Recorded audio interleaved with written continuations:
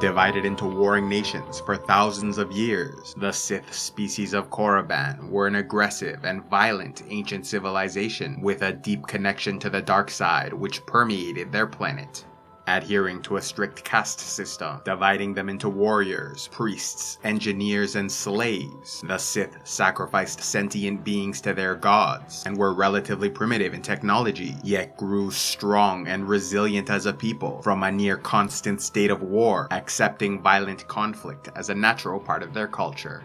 With a history dating back over 100,000 years before the Battle of Yavin, the Sith lived as a divided species until 28,000 BBY, when at last a mighty warrior arose with the strength, cunning, and courage to unite their people. Destined for greatness from birth, Adas came into the world with charcoal coloring, a rarity for the red-skinned species, and thus was raised as their chosen one, trained as a warrior and in the dark side arts, growing far larger, stronger, and more intelligent than his peers.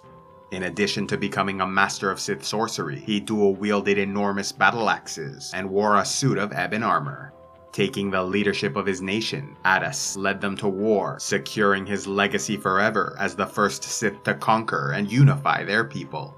Known as the Reign of the Axe, King Adas ruled for 3 centuries, using his immense darkside powers to extend his life. Leading a species devoted to the principle that the strong must rule over the weak, many Sith worshipped King Adas as an immortal deity, naming him the Sith'ari, or Overlord, in reverence of his ruthless determination, watching on contented as he preyed on the timid, enslaved the foolish, executed idealists, and drank the blood soup of his enemies to honor their deaths.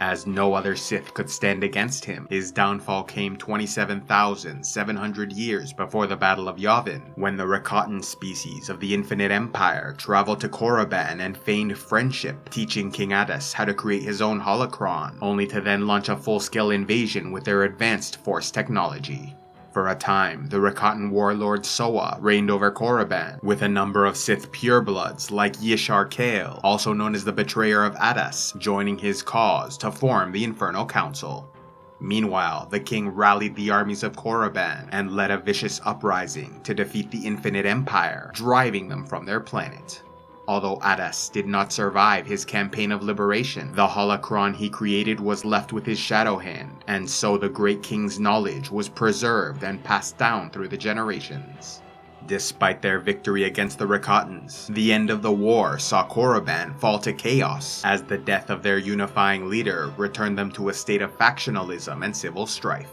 Destroying much of their planet in their wars of domination, most ended up using abandoned Rakatan technology to spread out into the stars, conquering worlds like Tund and Ziost, which became the new capital of the Sith species. Those who remained on Korriban were largely priests and religious fanatics, some of whom came to believe in a sacred prophecy that a new Sith'ari would one day emerge as heir to Adas, destined to lead, destroy, and remake them stronger than before. Yet some of the priesthood did not believe in a second Sith'ari, claiming the prophecy pertained to and died with King Adas.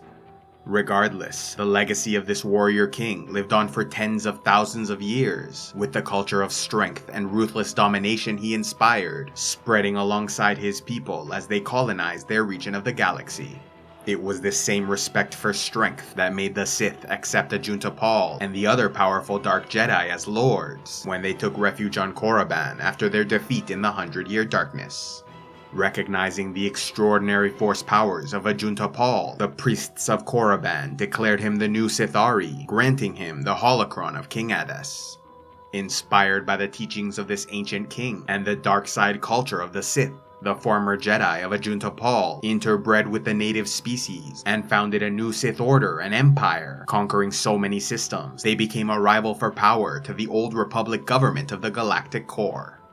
Containing a treasure trove of darkside knowledge, the holocron taught many throughout the years, training legendary Sith Lords like Freedon Nad and his descendants who ruled over Onderon, until eventually coming into the possession of Dark Lady Lumia in 19 BBY, who returned it to Korriban. Yet not all were considered worthy enough to unlock the secrets of the Adas holocron, which refused to cooperate with students unless it deemed them worthy. Although such devices were not supposed to have any actual power, the holographic representation of King Adas that dwelt within the holocron was known to make threats even powerful Sith Lords took seriously.